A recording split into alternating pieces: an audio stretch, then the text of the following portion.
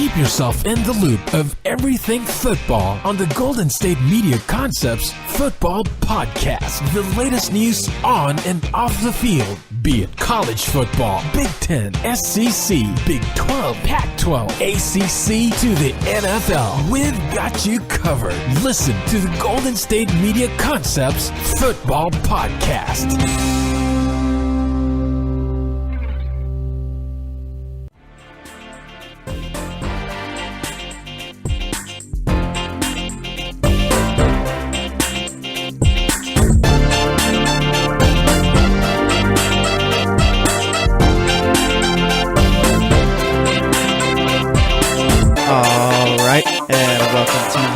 GSMC Football Podcast. This episode is brought to you by the GSMC Podcast Network. And as always, I'm your host, Jesse Tapia. Alright, so we had no real games this past weekend. No real football. Yeah, we did have the Pro Bowl. Yeah, I watched maybe about a few minutes of it. Caught the rest of the highlights on YouTube. Watched some of that. We'll be talking about the Pro Bowl a little bit in the fourth segment. Nothing like too analytical or anything like that. I'm just going to give thoughts. I don't know. All right, so we'll be doing that. First segment, we're going to talk a little bit about Patriots and Eagles some more. Last Friday, we talked about, what did we talk? We talked about a couple of matchups. We'll go over a couple of more and just pretty much talk about now. It's just Super Bowl week, so we'll talk about a little bit of the game going forward and some other things as far as the Patriots and Eagles, maybe talk individually about both teams. We'll also talk a little bit about the Colts and Josh McDaniels. It's looking like Josh McDaniels is going to become the head coach of the Colts once the Super Bowl is over. So I got some thoughts on that. We'll be talking about the Broncos possibly trading Aqib Talib. John Gruden going to be meeting with Marshawn Lynch. I have a few words about Matthew Stafford that I want to talk about too. I have to say also. All right, I got some thoughts about him. He might end up turning into like a Phillip Rivers type of quarterback, and that's not necessarily like a good thing. Yeah, so we'll be doing that. And then I don't think I talked much about, I don't even think I at all. I talked about the XFL last week. So fourth segment, as you guys know, that's pretty much like the say whatever comes to mind segment. So we'll be talking about the XFL then. And then I think, talk a little bit more about UCF. They're really taking this whole national championship or national champions thing a little far. I mean, I really don't. I understand why they're doing this, I guess, but I think it's a bit much now. So we'll be talking about that and pretty much anything else going on in the world of football. So let's get into it now. Let's talk Eagles and Patriots a bit. All right, so Rob Gronkowski back at practice, not fully participating. I don't think he's cleared yet to be playing in a game, but nonetheless, he's back. He's limited right now. And obviously, no one should be shocked. I think we all knew that this was I think we all know that Gronk's going to be playing on Sunday, right? I mean, he's not going to be at the Super Bowl Media Day, I don't think. And, I mean, that's kind of sad because, I mean, Super Bowl Media Day is probably the second best thing about the Super Bowl besides the game itself.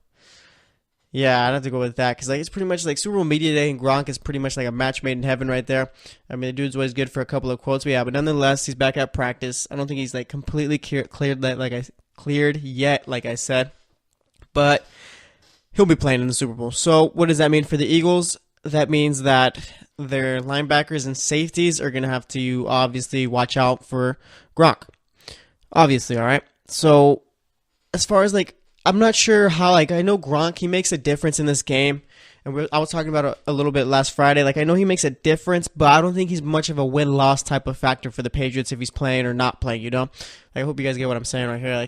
Obviously, Gronk is the best tight end in the league, and obviously if he weren't to play, that'd make things a little bit easier on the Eagles, but I just don't think that, that would affect the Patriots as far as winning and losing. I mean, you still got Tom Brady, you still got Brandon Cooks, Deion Lewis has played well, James White's a little bit of a playmaker out the backfield, you got Danny Amendola, who plays well when Gronk's not in, and then Chris Hogan, I mean, Chris Hogan is he's like the James White. James White, as far as running backs go on that team, I mean, you're never sure when James White is going to break out and have a good game, but nonetheless, he can if Bill Belichick game plans it for him. That's how Chris Hogan is. I mean, Chris Hogan's out there. I think he starts on the outside. He's out there week in and week out, but I mean, you're not really sure what he's going to do that week unless Bill Belichick has something special for him. So, as far as it all goes, like I said, I mean, I just really, Gronk is not really, I got to be careful when I'm saying this, Gronk just doesn't affect the wins or losses of this game, all right? But nonetheless, he's going to be playing. It's going to be big for him because obviously it's going to be tough for these linebackers and safeties to match up with the guy. Obviously, like I said, he's one of the best tight ends in the league, so we're going to have to wait and pretty much wait and see, obviously, how he goes through practice. And I know I said that he's he's most likely going to be playing on Sunday. Like, I have no doubt about it. But, I mean, you never know what happens, all right? So, yeah, now the Eagles got to worry about Gronk a bit. And I'm sure they've already gone through meetings and all that, talking about, you know what, like, we're just pretty much preparing as if he's going to be in there. All right, so, I mean, now the Eagles got to worry about that. I mean, it's no surprise, though. Now you still got to worry about Tom Brady, all right? And Deion Lewis, I'm kind of curious as to see how he's going to play in the Super Bowl game. Eagles have one of the best defensive lines in the league, probably the best defensive line in the league, unless you think Jacksonville's is better, which I think I do. But nonetheless, I mean, Deion Lewis versus the defensive line, it's going to come down like last Friday. I was talking about Tom Brady versus this Eagles defensive line. Obviously, the Patriots, they do have a decent offensive line, but it's not the greatest, so I'm pretty curious to see if they're going to be able to open up enough holes for Deion Lewis to get going. Deion Lewis in playoffs so far, like, he really hasn't done much on the ground, but he's been a big help as far as catching the ball at the backfield. And I think he's going to have to do some more of that on Sunday, obviously, because I don't think that this Eagles defense is really going to give up too many rushing yards to these running backs, especially James White. So obviously Deion Lewis, he's going to have to watch out and pretty much be a factor, like an Alvin Kamara type back. I know Alvin Kamara, like, I'm not just saying Alvin Kamara is just a receiving back or anything like that, but he's dangerous as far as catching the ball at the backfield, probably more than he is running the ball. I think he did lead rookies, all rookies with in catches this season with like 88 around there, I think it was. So Deion Lewis is gonna have to have that type of game on Sunday. All right, but now let's talk about teams a little bit individually. Pretty much their season so far and what it took for them to get here, and pretty much we're just gonna talk about each team. All right, so let's start off with the Patriots. So like I said, I was just talking about Deion Lewis, and this season for the Patriots was a bit weird as far as it's like they were changing it up a bit. All right, usually how long has Tom Brady been in the league? About 17, 18 years usually. Yeah, last 18 years or so. The Patriots offense has gone through Tom Brady. All right, and this year it has too, but not as much as we've all come to know and love, or hate, depending on how you feel about Tom Brady. All right, so this year you saw more of, it was the first 3 games. You had a guy like Mike Gillislee scoring touchdowns near the goal line. Looked like he was going to be the lead guy for the season.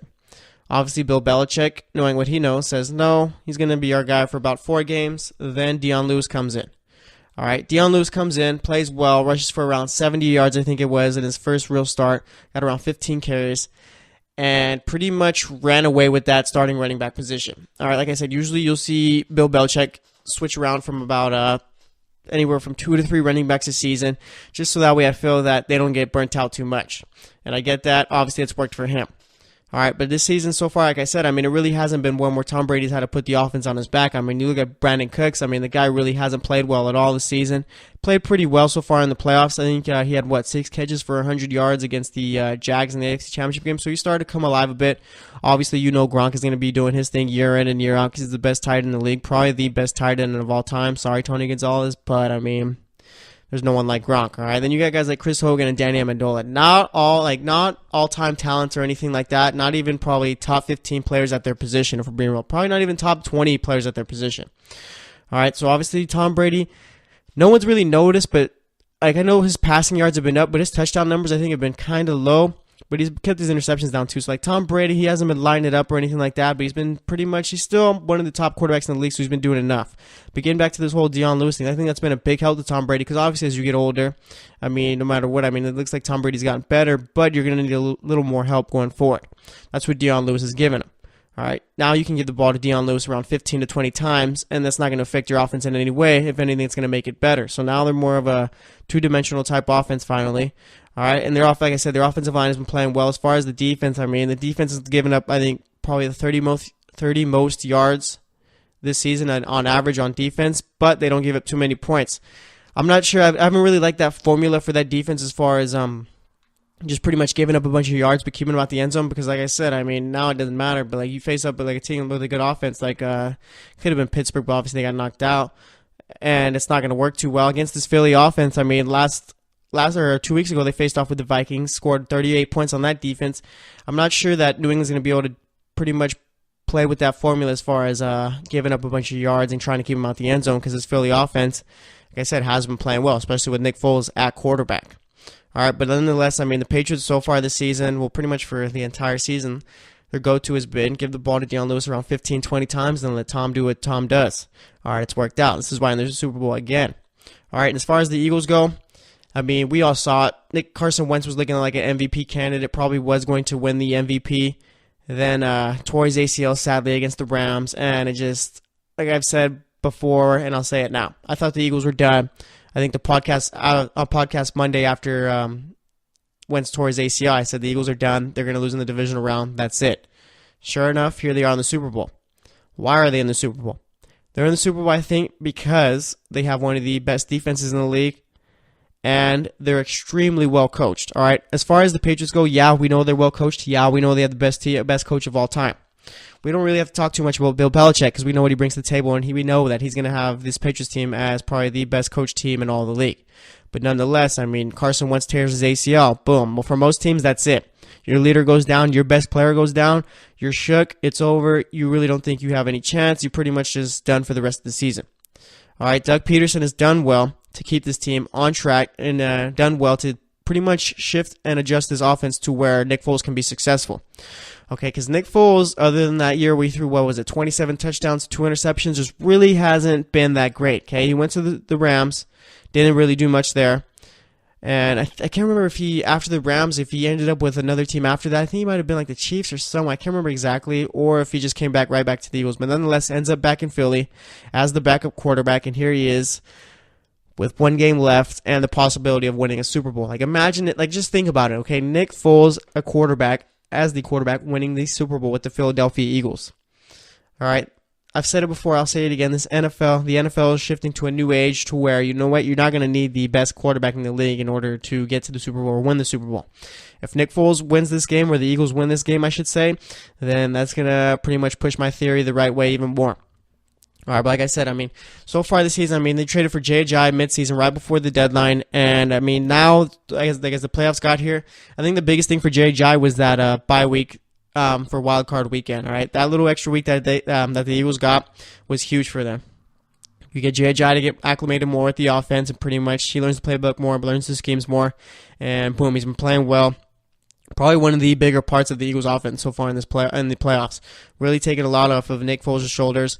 Nick Foles is able to give him the ball around 15 to 20 times a game, and you could always look for him out the backfield because he's in that shifty little running back. Then you got Alshon Jeffrey, who most number one receivers, you'll see if the top quarterback goes down, then you'll see their numbers dip. Like Antonio Brown, like last year I think it was when Ben Roethlisberger went down for a few games and Landry Jones came in. Obviously, you saw Antonio Brown's numbers goes down, and Nick Foles is better than Landry Jones by far, but nonetheless, I mean, when you're going from Carson Wentz to Nick Foles, there's obviously going to be a big drop-off between the two quarterbacks. But Alshon Jeffrey has done well to adjust and make sure that he's helping out Foles a bit and make sure that he's still the number one receiver on that team as far as putting up stats. Same with Zach Ertz. Zach Ertz has thrived so far under Foles, and this team has really played well on offense. And like I said, it just goes back to the coaching as far as Doug Peterson. Last year, I remember some fans saying that Doug Peterson, they didn't really like him because of the way he called plays and the way he just his coaching style. But here he is in the Super Bowl. And this would really be big for the Eagles right here. I think besides the Patriots, obviously, like the Patriots coaching staff right here is like just pretty much tier 1, and then there's a drop off. Right after them is the Eagles coaching staff. And I think a Super Bowl win right here would pretty much put them on level with the Patriots. Obviously, they wouldn't be better than the Patriots. You'll never be better than Bill Belichick as far as coaching goes, but you could be pretty much on that same level as him. Like a close second right there. All right, because this Eagles team, like I said, they've done well to adjust, and they don't have like any big name talents on defense either. All right, I mean, obviously they have talent and they have solid players, but no one's like pretty much like that top player in the league. All right, like the Jags got Jalen Ramsey, the Steelers they don't really have anyone on defense too good. Like pretty much what I'm saying is like the Eagles as a team just don't have that guy on that team where it's like, you know what, this guy's one of the best players in the league. They're pretty much solid pretty much all around, and that's been one of their biggest things. You got players who don't need to be the top guy, and then you got players who are really smart and know how to do their job well and pretty much don't go above and beyond and trying to become the hero like other players do. So I think that's one of the biggest reasons why the Eagles are in the Super Bowl right now. It's going to be interesting to see how it all ends up. I mean, this game, as far as picking it, I'm not sure who I'm going with yet. Like I said, the Eagles right now, if they compared the Eagles and the Patriots, the Eagles do have the best all-around team, but since the Patriots have that guy named Tom Brady, I mean, you pretty much can't go with the best team in this game. You still have to think about the Tom Brady factor. I mean, he makes other players around him better. So it's going to be interesting to see how it all ends up. Again, I'm not making a pick till Friday, but I mean, if I had to lean towards somewhere, I'm not even sure yet. It might have to be with the Patriots just because of that Tom Brady guy. But we're going to have to wait and see. This is going to be something new for the Eagles as far as media days and all that goes. I mean, the Patriots are here pretty much year after year, it feels like. So, I mean, they're used to this. It's just another week of football for them. So it's going to be interesting to see how the Eagles deal with this, and it's going to be interesting to see how Gronk progresses as far as his concussion protocol goes. So that's all I got to say about that right now. I just wanted to say a few things about the Eagles and Patriots.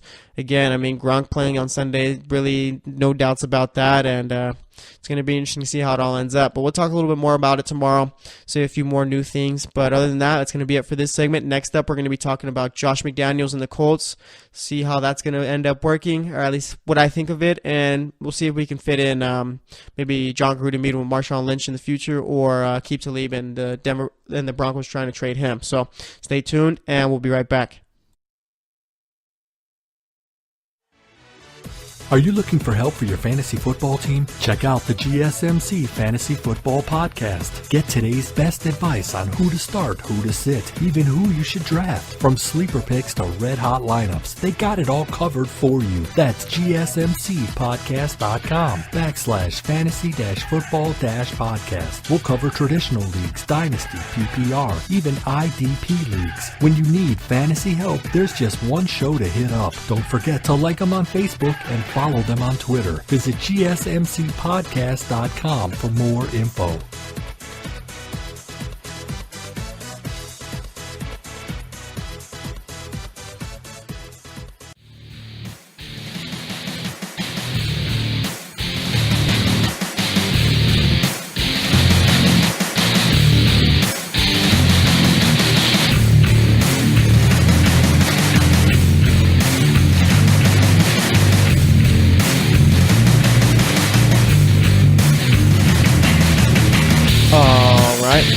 Welcome back to the GSMC Football Podcast. In that last segment, we spent the entire segment talking about the Patriots and Eagles, talked about Gronk being back at practice, and talked about pretty much each team, what's been going good for them as far as leading up to this point. Yes, we said a few things about them. Again, as the week goes on, I think we have podcasts tomorrow for here, and then we have one on Friday. Friday's usually when we make our picks. We'll talk more about the game, but we'll pretty much be talking about the Eagles and Patriots pretty much in these next two podcasts as far as the week goes on. I mean, Super Bowl week, got to give them most of the love. So, yeah, we talked about them in the last segment, but for this segment, we're going to talk about the Indianapolis Colts. We're going to talk about them intending to bring in Josh McDaniels after the Super Bowl as their head coach. What do I think of this move? I think that this move, I don't know, I'm kind of scared of Josh McDaniels right now. All right, his little stint in Denver, the time he spent there, kind of gave me cold feet on Josh McDaniels. I'm not sure what I really think of the guy right now. Okay, remember he traded Jay Cutler so he could draft Tim Tebow and make him the starting quarterback. Obviously, that worked out for a season, I guess, if you were okay with making the playoffs with Tim Tebow. I mean, let's just think back to that whole season right there. All right, Tim Tebow was their quarterback. And Tim Tebow, I remember, the guy, sometimes wouldn't even throw for more than 100 yards, but somehow he managed to pull out a win. It was just ridiculous how he did that. I mean, I remember there was a game against Miami where Miami was up 15-0, I think, in the fourth quarter, and somehow Tebow led them back. They scored twice, and then they went in overtime. I mean, that was one of the biggest things with Tim Tebow, was that his teams would be down, those Broncos teams would be down that first season, and it didn't matter whether it was the end, 5 minutes left in the fourth, or just the whole fourth quarter to get it back. I mean, Tim Tebow, somehow they always came back week after week. It was just ridiculous to see. And then just the cherry on top of that season was that wild card game against the Steelers, where, was it the wild card? Yeah, I'm pretty sure it was the wild card game, because then they get blown out by the Patriots the week after in the divisional round. I can't remember exactly, but yeah, I think it was that way. So wild card round, you got Demaryius Thomas running a post route, I think it was. Tebow hits him, and then Demaryius Thomas takes it all the way for a touchdown, and the Broncos do the unthinkable with Tim Tebow. They win a playoff game. It was all fun and games. Then after that, it pretty much blew up. Tim Tebow became a distraction, and I think Tim Tebow becoming a distraction was ESPN's fault. I kind of blame ESPN for Tim Tebow not being in the league anymore. ESPN loves to pretty much ESPN is the reason why there's a lot of distractions in football. They overcover things way too much. I mean, Tim Tebow really didn't need to cover him too much. I mean, remember they would cover him praying on the sidelines, and they made a big deal out of that. I mean, ESPN is pretty much just the drama news network right now. But nonetheless, I mean, like I said, that whole little stint that Josh McDaniels had with the Broncos kind of makes me kind of about him. I'm not sure what I think about him. All right, yeah, obviously he's done well under Bill Belichick. He's constantly had the Patriots in the top 10 as far as best offenses go. But, I mean, what has he been so far without Tom Brady? Yeah, he did get Tim Tebow to the playoffs, but after that, he really didn't do much at all. All right, so it really didn't work out there. Then he comes back to New England, and like I said, constantly has his team back in the top 10. So now we can talk present. What's going to happen as far as him and the Colts? I'm not sure. All right, so look at it this way, okay? The Colts finished third in the AFC South, tied with the Texans, I believe, for the worst record in the division. I think they both finished 4-12. And pretty much this whole season pretty much rides on Andrew Luck being healthy. And I was reading an ESPN article saying that the Colts planned on introducing him as the coach, or intended on hiring him as the coach after the Super Bowl. And they expected Andrew Luck to be healthy for the 2018 season. I'm not sure how much they believe that. How much they believe that Andrew Luck is going to be healthy, okay? Because if you remember this season, he spent most of it on IR. He comes back to practice. He wasn't practicing fully or anything like that, but nonetheless, he comes back. He's throwing the ball around, and then he says that he's feeling more discomfort in his shoulder. Put him back on IR, and the next thing you know, he's going to be in Germany, pretty much getting the Kobe Bryant treatment, I think it is. And the Kobe Bryant treatment, I talk about that because Kobe Bryant, when he tore his Achilles, went to Germany and got something, whatever he did over there, fixed it. So that's pretty much what Andrew Luck is doing. So as far as Josh McDaniels succeeding in his first season with the Colts, I mean, it all rides on Andrew Luck being healthy. But not only that, they do have a bunch of other holes that they got to fix, all right? They have a defense that they pretty much haven't addressed since, when did Peyton Manning get drafted? 1999, 1998? Yeah, so since then, I think you need a running back. I'm not sure if running back is the top need. It's a top 2 need, but I'm not sure if it's the top need on that team, all right? Because Frank Gore, yeah, he's getting older, but he did finish the season with a little less than 1,000 yards, 961 yards, had 261 carries. Let me do some quick math, see if I can do the average. It's about 3.6 yards per carry. If you want to round up, about 3.7, I guess, whatever. I'm just reading it off my calculator right here. So Frank Gore obviously can do the job still. All right, if you got Andrew Luck out there, you don't really need your running back to do too much. So I think one of the biggest questions right now as far as the Colts in the draft goes, are they taking Bradley Chubb, the defensive end, or are they taking Saquon Barkley? If Andrew Luck is healthy, if I'm the Colts, I think it's time. Like I said, all that stuff about Frank Gore right now said that even with Andrew Luck out there, you don't really need your running back to do too much. But now that I think about it, the guy's coming off of major shoulder injury. You don't really want him, you don't want to put it all on him, the offense all on Andrew Luck and tell him, go out and do what you've done before for us.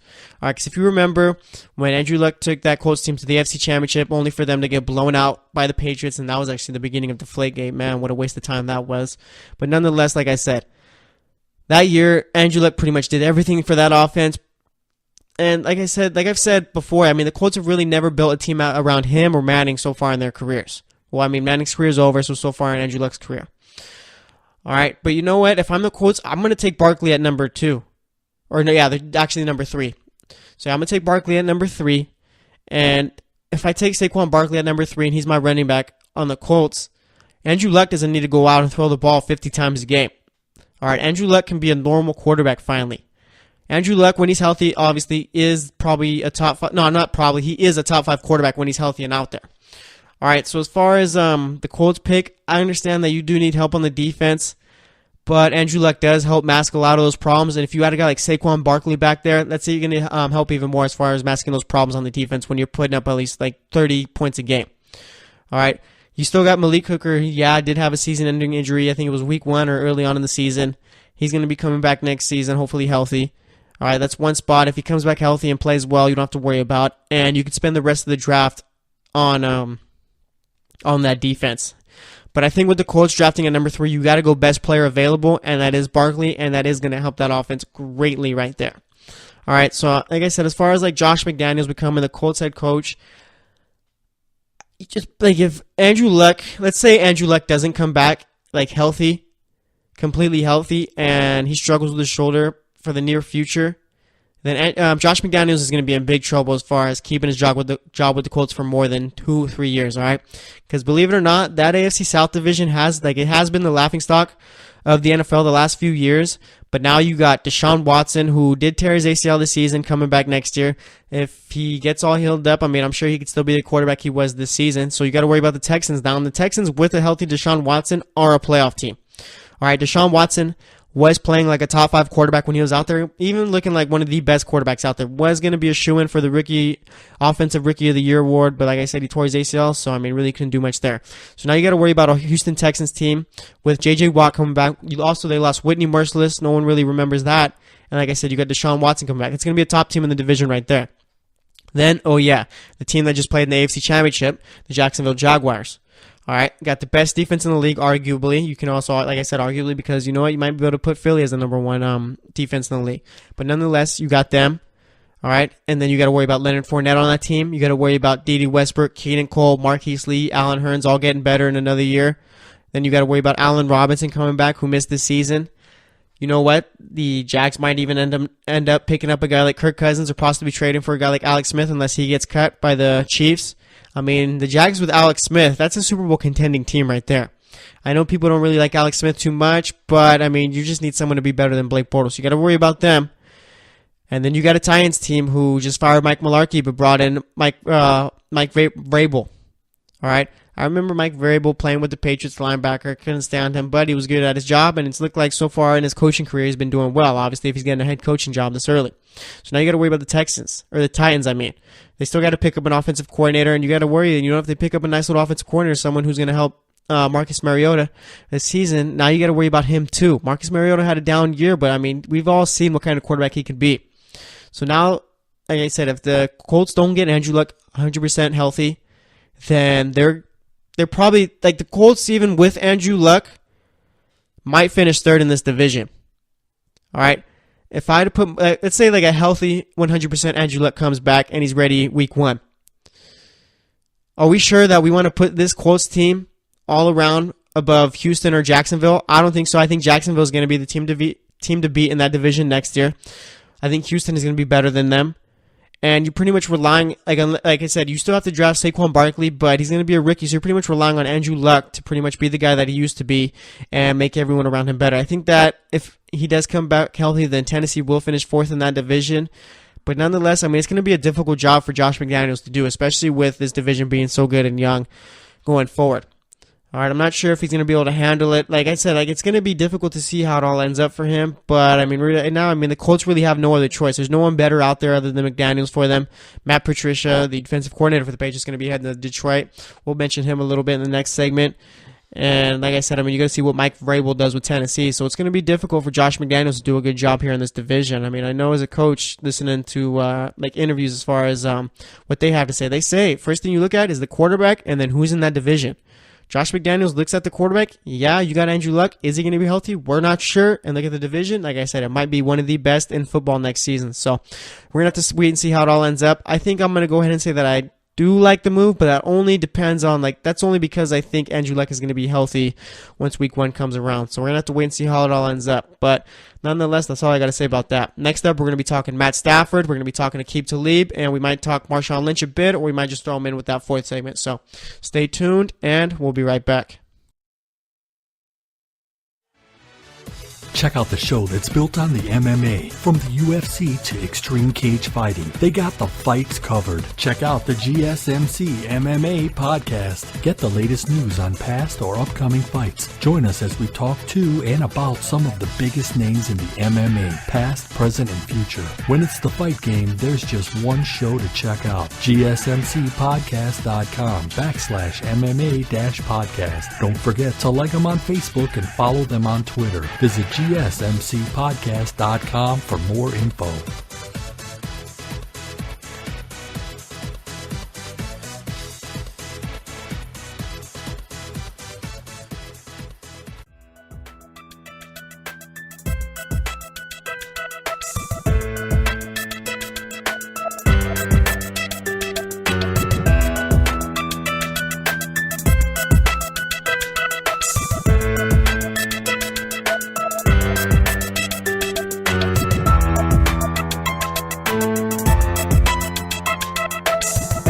right, and welcome back to the GSMC Football Podcast. So far today's show, we've been talking about the Patriots and Eagles, talked about each team individually a little bit in the first segment. Second segment, we talked about the Colts and intending to hire Josh McDaniels. Got to be correct because people will come at you if you're not. So yeah, they're intending to hire Josh McDaniels after the Super Bowl. That's where Adam Schefter reported.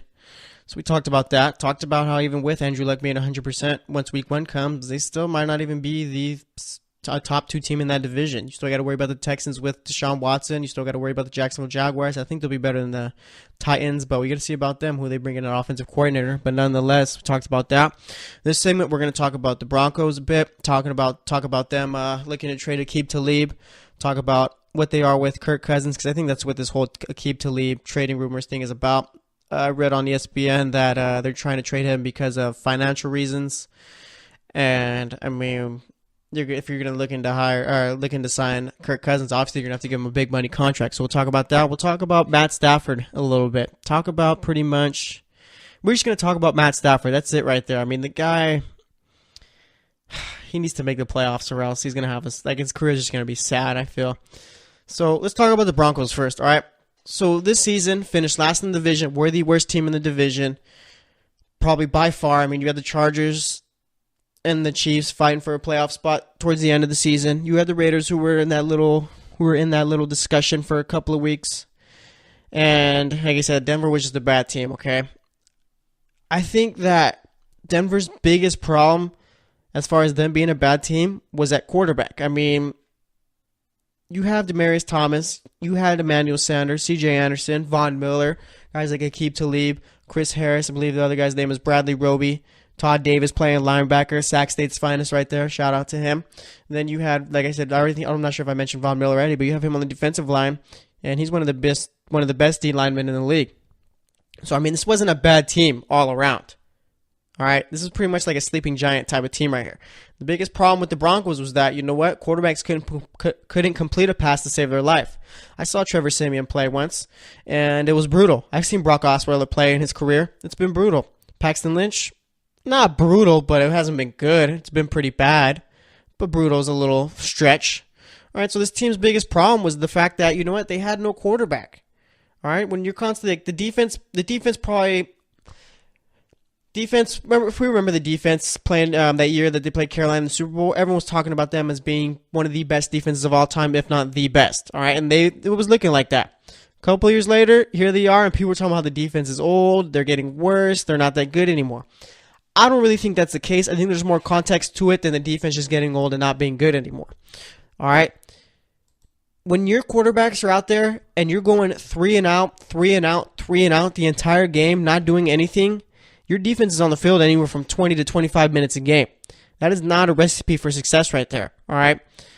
When your defense gives up a touchdown and you pretty much know, oh yeah, that's the game right there. Denver's not going to be able to outscore the other team.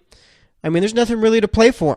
All right, this defense had pretty much no reason to go out there and try and shut down the opposing team's offense week in and week out, because like I said, I mean, you give up a few points and your game's already over because you have Trevor Siemian, Brock Osweiler, and Paxton Lynch playing quarterback.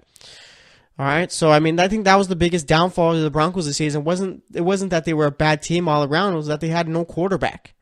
All right, so now they're trying to trade Aqib Talib. And Talib for Denver, I think, yeah, Talib for Denver so far since he's been with them it's been a solid little match. All right, Aqib Talib has been one of the better corners in the league. Obviously, last year probably wasn't the best or anything like that, but I mean, before that, he was playing well, shutting down the opposing receivers. This year, I think he's set to make around $11.5 million, and now the Broncos are looking to trade him for, quote, financial reasons, unquote. All right, so I wonder why they're trying to shed that money, trying to shed that $11 million. I think it's to sign good old Captain Kirk Cousins. All right, I think you bring in, let's say they bring in Kirk Cousins. This is a team that could compete for the AFC West. All right, I said that a little bit slowly because I was thinking, do you really want to say that, Jesse? Do you really want to say that the Broncos could compete for the AFC West division next year? And you know what? Yeah, if they bring in Kirk Cousins, sign him. All right, you got Demaryius Thomas, who I think had nearly 900 yards, around 8 touchdowns, I believe, and that was with 3 different guys throwing him the ball. All right. Demaryius Thomas, when he's got a solid quarterback around, is a top 10 receiver. Let's not forget, all right? I know it's been a couple of years since Peyton Manning retired, but when the guy's got a solid quarterback, he's a great receiver. All right. Emmanuel Sanders is a free agent. I'm not sure if they're bringing him back. C.J. Anderson, I think he'll be back next year if they bring in Kirk Cousins. And I know they got to work on that offensive line, but you bring in Kirk Cousins, then this is a team who could make the playoffs. I think John Elway has the mentality of, you know what, this is our Super Bowl or bust years, and I get that, but I don't think bringing in Kirk Cousins is going to make you a Super Bowl team. I think it's going to make you a playoff team, and it's going to give you a couple of years to get better. Kirk Cousins can mask some of the problems that Denver has. You can address those in the draft as far as bringing in younger reinforcements on the defensive line.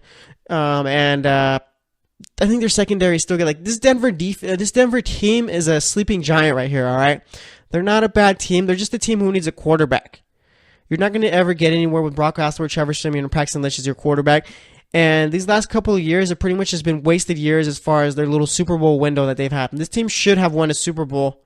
I remember they won it with Peyton Manning a couple of years ago, but they should be a team that's been in the playoffs the last 2 years, and these last 2 years have been wasted. Now Demaryius Thomas is getting older, Von Miller is getting older.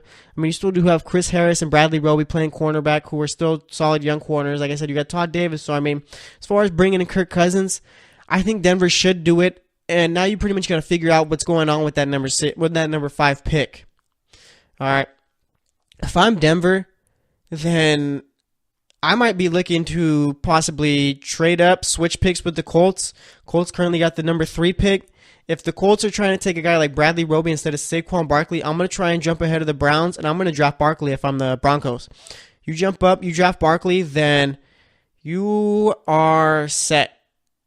Okay, on offense. You had Demaryius Thomas, Kirk Cousins, Saquon Barkley. Saquon Barkley, I know I've been talking about him a lot in the last few podcasts. That's the answer to a lot of teams' offensive problems. You bring him in, and you're going to be set. So, I mean, I'm not really sure too much what else Denver needs as far as their team.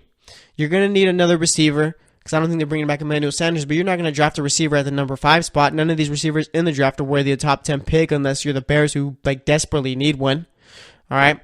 Defensive line, I still think that you can go ahead. You'll be fine without picking one up in the first round. Linebackers, I think they're fine, and secondary is fine. All right, like I said, the biggest problem for them, if Denver signs Kirk Cousins, then they're a playoff team who's drafting with the 5th pick. All right, I'll say that much. And I mean that, and I believe that right there. Denver, like I said, Denver's a team that should have been in the playoffs the last couple of years, but have been held back by quarterback play. And you know what, now that I'm thinking about it, if I'm Denver, I'm going Kirk Cousins at 100%. I'm not going for one of these young quarterbacks in the draft. I'm not going for a Josh Allen or Baker Mayfield or even Sam Darnold if he falls. All right, because you know what? You're not sure what you're getting with either of these guys. You're not sure how long it's going to take for them to develop and to become good quarterbacks. And like I said, you're not even sure if they're ever going to become a good quarterback. If I'm the Broncos, you got to go out and get Kirk Cousins. If not, then they're going to just keep wasting away these years. All right, this team should be in the playoffs year in and year out, but it's all going to depend on what they do at quarterback this offseason. I think they got to get Kirk Cousins, and I think that's why they're trying to trade Aqib Talib. All right, you trade Aqib Talib, like I said, you still got Bradley Roby and Chris Harris as your starting cornerbacks. You're fine there. And like I said, this Denver team is just a sleeping giant who just needs their quarterback. They get their quarterback, then they're making playoffs, I feel. And as far as that division goes, I mean, now you're saying they were a 4-12 team, though. Now they got to, you think a quarterback's going to fix it? What about the Raiders, Chiefs, and Chargers? Let's look at the Chargers, all right? Say that the Broncos bring in Kirk Cousins. Yeah, we still got to wait and see how the defense reacts to having a quarterback who can be on the field for more than 2 minutes at a time. All right, so not with the Broncos, it's more of a wait and see type of thing to see if it'll work as far as just how the defense plays, like I said. But as far as the Chargers go, I think that as of right now, they are going to be the best team in the division next year. All right, you got a solid defense who played extremely well this season. You still got Phillip Rivers. You got Melvin Gordon, who's a top 10 running back. You can maybe argue that he's top 5, possibly. And then you got Keenan Allen, who stayed healthy this season, Tyrell Williams. And you got a top 10 tight end in Hunter Henry, who could very well become top 5 this next season if he develops into one. All right, so I think the Chargers, as of right now, are the best team in that division. Then you got the Chiefs. We're not sure what they're going to be doing at quarterback. Let's say they get rid of Alex Smith. What if Patrick Mahomes doesn't turn out to be a good quarterback? What if he's a guy who, has the tools, but he needs a few years to develop, so that's going to hold back the Chiefs a bit? All right, yeah, you still got Kareem Hunt, you still got Travis Kelce and Tyreek Hill, which is going to help mask some of Patrick Mahomes' deficiencies as far as being a young quarterback. But you know what? On the other side of the ball, you got a very old defensive line. You got a very old linebacking corps. All right, you still got to fix that up. They're as far as defensive line and linebackers getting older, you know what that means? That means they're getting slower. So you have to worry about that. All right. This past season, the Chiefs secondary, they had Marcus Peters, who caused a lot of turnovers and was a good, nice little shutdown corner. Other than that, the secondary gave up a bunch of yards and a bunch of touchdowns, so you got to worry about that. Another year, the defense was bad this past year, and the defense is going to get a little bit worse. All right, so the Chiefs, I'm not sure what to think about them yet. And as far as the Raiders go, you brought in John Gruden. You have Derek Carr, who played pretty poorly this season, but I'm going to keep saying that. I think that was contributed to the fact that he played with a fractured back for most of the season, all right? Because you fracture your back, come back after missing 1 week, that doesn't mean the back's all healed out. That just means you're trying to tough it out. Not sure what they're going to do with Marshawn Lynch. We're going to push talking about him to the next segment. All right, Amari Cooper, not sure if he's going to be able to figure out those ball dropping problems, because it's a big mental thing right there. Michael Crabtree played well, but kind of tailed off towards the end of the season. Jared Cook really wasn't all that good of a tight end this season as far as receiving goes. And that defense, it's young, but I mean, they showed absolutely no signs of development this past season. Just constantly getting burned and weren't doing a thing about it. All right, this defense was by far the worst in the league, and I'm not sure that it's just, the defense is young, give them a few years. I think the defense is just young and bad, all right? Khalil Mack, obviously probably the best edge rusher in the league, but other than that, I mean, like I said, the defense is just young and bad. You got guys like Bruce Irvin, but they're just getting older, so I mean, the Raiders got to worry about what they're doing on defense. So as far as Kirk Cousins goes, the Broncos bring him in. They're the second best team in the division, I think. But we're going to have to wait and see how it all ends up. So that's all I got to say about that. Now I want to talk about Matt Stafford for a bit. All right. Matt Stafford, to me, I'm going to go out and say it, is a top 5 quarterback. All right. Give me Tom Brady number 1 right now. Or actually, give me Brady number 1, then Rodgers, then Big Ben at 3. Great. Now I got to go division by division, make sure I'm not missing any quarterbacks. All right. Let's go NFC East. Carson Wentz. I'm not ready to put him in that top 5 range yet. He's going to jump in there next season, I think. Cowboys, no. Giants, no. Redskins, no. All right, already named Aaron Rodgers. I think Stafford's top 5. Let's go Falcons, Matt Ryan. Stafford's better. Stafford's better than Newton. Breeze, I'll take Breeze or Stafford as of right now. I'll take Stafford. Then the West, you got Russell Wilson. I'll take Stafford over him. Jimmy G, you got to give him a couple more years before he's in that conversation. The AFC East, we already named Tom Brady. AFC North, Big Ben. Then no one in the AFC South yet. I mean, you can't consider Andrew Luck because he hasn't been healthy. So yeah, Stafford without a doubt is a top 5 quarterback in this league. What he's in danger of right now, though, is becoming a quarterback who had a really solid NFL career but won't make the Hall of Fame because he never made the playoffs or ever did anything in the playoffs. All right, Matt Patricia, I think he's going to become the head coach of the Detroit Lions. At least that's what it's looking like. Detroit's got to make the playoffs, and Matt Stafford's got to finally do something. All right, if you look at his stats, his first year, he did only throw for 13 touchdowns, 20 interceptions as a rookie. Second year, I believe he was hurt that year. 2011, guy throws for 41 touchdowns, 16 interceptions. 2012, 20 touchdowns, 17 interceptions. Man, this guy throws a lot of picks. 2013, 29 touchdowns, 19 interceptions. 2014, 22 touchdowns, 12 interceptions. Then 2015, 32 touchdowns, 13 interceptions. 2016, 24 touchdowns, 10 picks. 2017, 29 touchdowns, 10 picks. And he's constantly, ever since after the 2010 year, has managed to stay within the 4,000-yard range. And in 2011, the best year of his career, threw for over 5,000 yards and had 41 touchdowns, like I said. Matt Stafford has these stats of a Hall of Fame quarterback. Now he needs to put it together, and he needs to become he needs to get to the playoffs in order to become that Hall of Fame quarterback and solidify it. He needs to win a couple of playoff games to finish off his career. He's played, since 2009, about 9 years so far. So, I mean, he's still probably got about five more years at the most, 6 years, 7 years if we're being generous. He's got plenty of time to make the playoffs, but he's got to do it eventually, and he's got to win some games and eventually do something. You can't just be a quarterback who barely misses out in the playoffs year in and year out. He's got to do something, or else he's going to turn into Phillip Rivers. And you know what? Phillip Rivers, I think, might be a Hall of Famer, but you know what? That's not the right comparison. Let's call him. You might turn into Carson Palmer, quarterback who had all the talent in the world, but just never really put it together in the playoffs. Or at least never really got to the playoffs consistently. If Stafford gets to the playoffs consistently, maybe pulls out a win or two each year, or even finishes his career with about 5 playoff wins, he's a Hall of Famer. So Really hope Stafford does it because I think he is one of the best quarterbacks in the league, but just doesn't get his fair shake because the guy's just never been able to make it to the playoffs. So, I mean, we're gonna have to wait and see how his career plays out, but eventually he's gonna have to start doing it. So hopefully he does, and that way he'll end up becoming a Hall of Famer. That's all I gotta say about that. That's gonna finish up this segment. Next up, we're gonna be pretty much talking about anything that goes through my mind. We'll be talking about the XFL.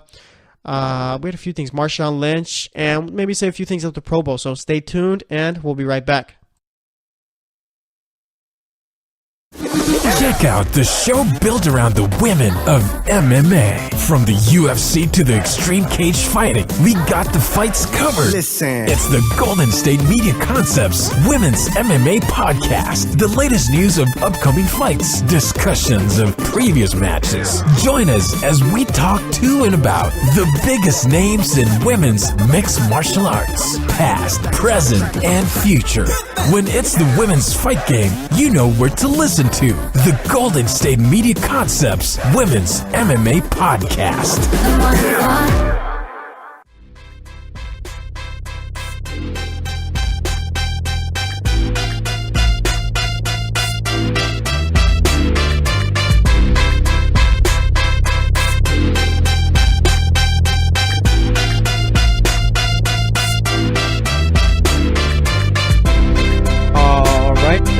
Back to the GSMC football show. So far in the show, we've talked about the Patriots and Eagles, talked about Josh McDaniels possibly becoming the Indianapolis Colts head coach, talked about Matt Stafford a bit, and talked about the Denver Broncos as far as what they do with Kirk Cousins, if they pretty much what their team becomes if they sign him this free agency period, which is in March, I believe that it starts. And now we're going to pretty much, like I said, this fourth segment is always just pretty much whatever comes to my mind. So let's just get into it right now. We'll see. I mean, right now I'm planning on talking about the Pro Bowl a bit, the XFL, give my thoughts about it because I don't think I gave my thoughts about it last week. And we'll talk a little about Marshawn Lynch and Gruden saying that he's going to have a meeting within the near future about about Marshawn Lynch's future, actually. So we'll do that. And like I said, if anything else pops up, we'll be talking about that. So let's get into it right now. Let's talk Pro Bowl. AFC won 24-21, I believe it was, or 24-20. I think the NFC at one point was up 20-3.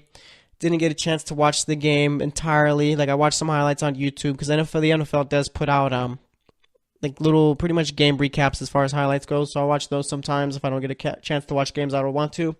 It's pretty. I like the way they do it too because there's a lot of big play. They pretty much do every drive, but they put like the key plays of each drive, so it works out. But nonetheless, the Pro Bowl has come and gone.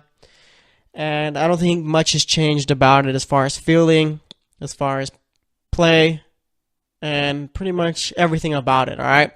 Pro Bowl Skill Showdown, that's fun to watch. I enjoy that, all right? Enjoy watching play dodgeball, enjoy watching do the little obstacle course things, whatever you want to call it. It was fun, the little accuracy, the passing accuracy drills and all that. That was fun to watch.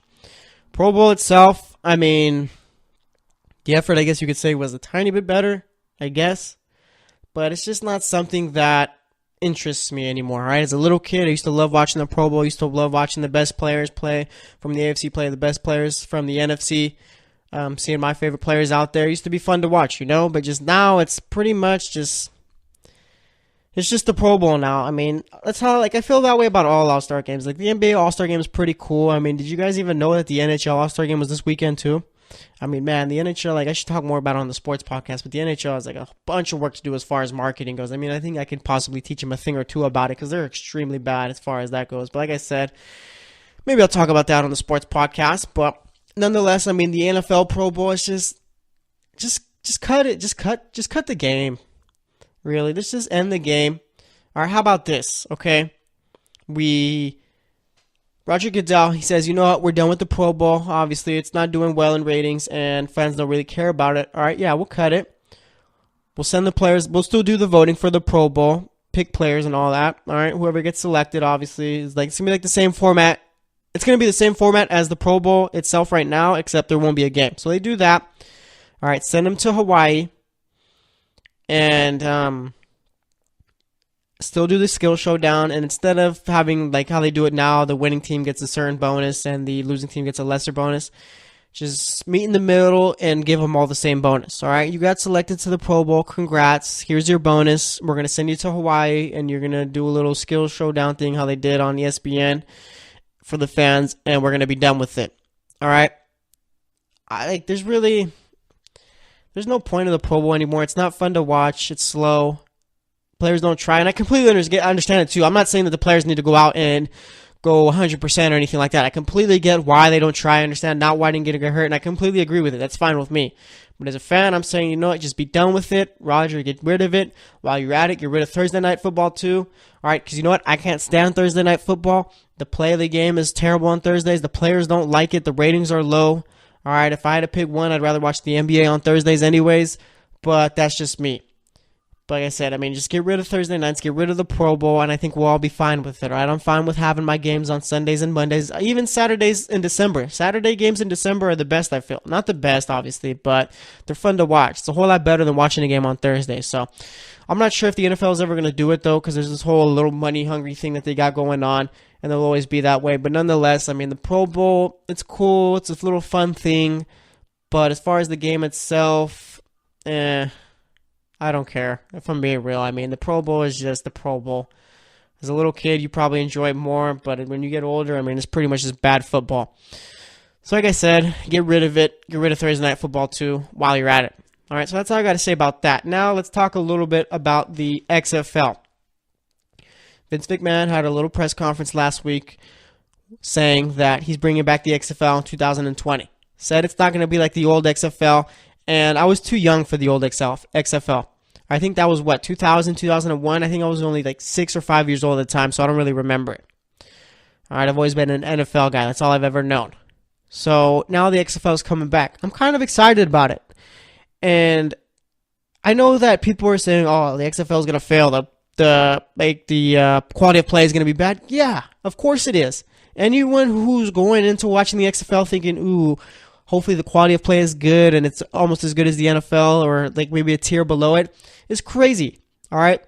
Don't expect that. Expect it to be bad. Expect the XFL style of play to be bad. Expect the players to be not that good. All right? I'm just looking forward to it because it's going to be something other than the NFL to watch.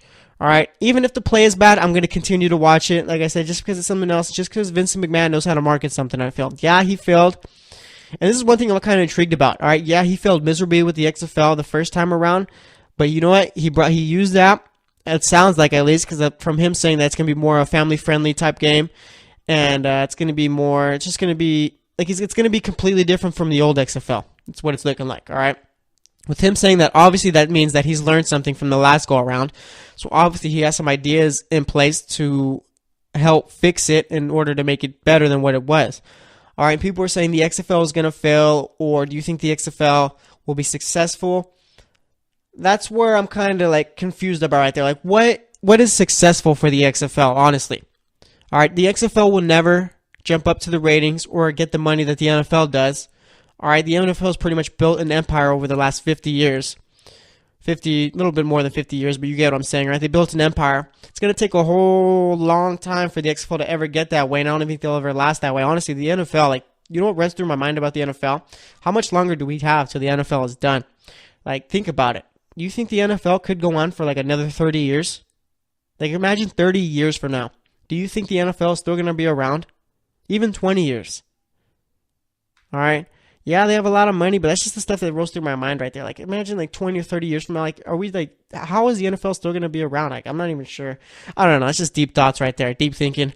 I'll save that for another time. But nonetheless, like the XFL, like I said, I mean, what I consider successful for the XFL is that they're around for about more than 10 years, I guess you could say, even more than 5 years. All right, and they're able to sustain a nice little steady business model. All right, like I said, they're never going to become bigger than the NFL. But if they're like a second-tier league that people tune into, to where, you know what, they're consistently making money, they're getting ratings, obviously not as good as the NFL, but nonetheless, they're making money and getting ratings, and that's successful to me, I feel. All right, go out and bring in a guy like Johnny Manziel. Maybe go see what Vince Young is doing. All right, I know he tore his quad, I think it was, when he was trying to become the Saskatchewan Roughriders quarterback in the CFL, Canadian Football League there. I mean, go see what Vince Young is doing. Maybe Tim Tebow wants it. All right, you tell Tim Tebow, yeah, come be one of the starting quarterbacks for our teams. All right, put a team. I'm kind of curious to where they're going to put the teams.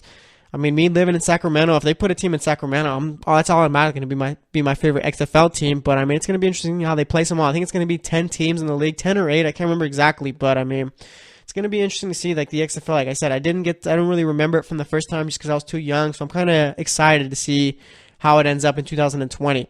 All right, bring in the rejects from the NFL, players that just couldn't cut it. Bring in the players who didn't get drafted, and see how it all ends up. But I mean, like I said, people going into this thinking, oh, the style of play is going to be terrible. This is such a dumb move. Yeah, we all know that style of play is going to be terrible. You don't got to ruin it, though. Just watch it. If not, then don't watch it. It doesn't matter. All right, but don't go in thinking that you're going to see a great football game and great style of play, because that's not the case at all. You just got to, honestly, for people who are going to go into watching the XFL games in 2020, you got to go in knowing that, you know what, it's not going to be good, but it's just an alternative to the NFL. All right, I'm curious to see how or when or what way they schedule the XFL season. Are they going to do it in fall with the NFL? Maybe throw it on Friday nights. I know people like to say that that's high school football. I don't care. All right, throw the XFL on Fridays. I'll be watching it. Don't throw it on Saturdays, though, because you're not going to beat out college football. But nonetheless, I mean, it's going to be interesting to see how it all ends up. So I'm really excited for it. But, I mean, we got to wait, about 2 more years for it. So, I mean, it'll be a nice little fun 2 years, see how it all ends up as they're announcing teams as we go and stuff like that eventually. But we're going to have to wait and see. Now let's talk briefly about the Raiders and Marshawn Lynch. John Gruden said that he's going to have a meeting with Marshawn Lynch to talk about his future with the Raiders.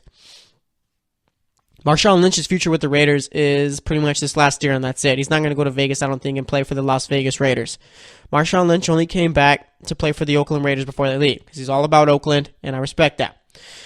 All right, and I think this meeting ends with Marshawn Lynch coming back for 1 more year. John Gruden telling him, "Yeah, man, we really hope to have you back. You'd be a big part of this team." You know, this little John Gruden. That was my John Gruden imitation right there. I'm not as good as Frank Caliendo, but nonetheless, I tried. All right, so yeah, I think Marshawn Lynch is going to be back this season. I don't think those backup running backs that they have, DeAndre Washington and what's the other one, Jalen Richard. I don't think that those are starting caliber running backs in the league. I think they're nice little pass catching backs out the backfield and could, a little explosive, but I mean, they're just not starting caliber. You turn into the Seattle Seahawks if you don't bring back Marshawn Lynch, honestly. As far as like Seahawks and their running back little situation that they got going on, or you'll be bringing in guys like Mike Davis to start for you. Mike Davis, I'm not trying to take a shot at him, but you get what I'm saying. But nonetheless, I think that this meeting ends with Marshawn Lynch coming back for another year. And I don't think the Raiders really have much of a choice. You're not going to take a running back at the number 9 spot or 8 spot, whatever it is, or 9 or 10 spot, because obviously you have bigger problems on defense that you need to address in the draft in the first round. So I think as far as this meeting goes, like I said, Marshawn Lynch is going to be back, and it's going to be interesting to see what he does this season, because I think this past season was a bit of a failed year for him. I think it's more Marshawn Lynch coming to the Raiders was a publicity stunt, but I hope John Gruden thinks, you know what, we're going to bring him back for another year. We're going to integrate him more into the offense. So I think the Raiders did play well once they were starting to give him the ball a lot more towards the end of the year. But we're going to have to wait and see. But like I said, if I had to make a bet on it, Marshawn's going to be back for 1 more year with the Raiders. All right, that's going to wrap it up for today's show. Today we talked about the Eagles, Patriots, talked about Josh McDaniels and the Colts, Matt Stafford, the Denver Broncos as far as what they can do with Kirk Cousins. And then for this segment, we talked about the Pro Bowl, the XFL, and then just finished talking about Marshawn Lynch. So, like I said, that's going to wrap it up for today's GSMC football podcast. Thanks for listening. As always, I'm your host, Jesse Tapia. We'll be back tomorrow, so stay tuned, and we'll talk to you later. You've been listening to the Golden State Media Concepts Football Podcast, part of the Golden State Media Concepts Podcast Network. You can find this show and others like it at www.gsmcpodcast.com. Download our podcast on iTunes, Stitcher, SoundCloud, and Google Play. Just type in GSMC to find all the shows from the Golden State Media Concepts Podcast Network, from movies to music, from sports to entertainment, and even weird news. You can also follow us on Twitter and on Facebook. Thank you, and we hope you have enjoyed today's program.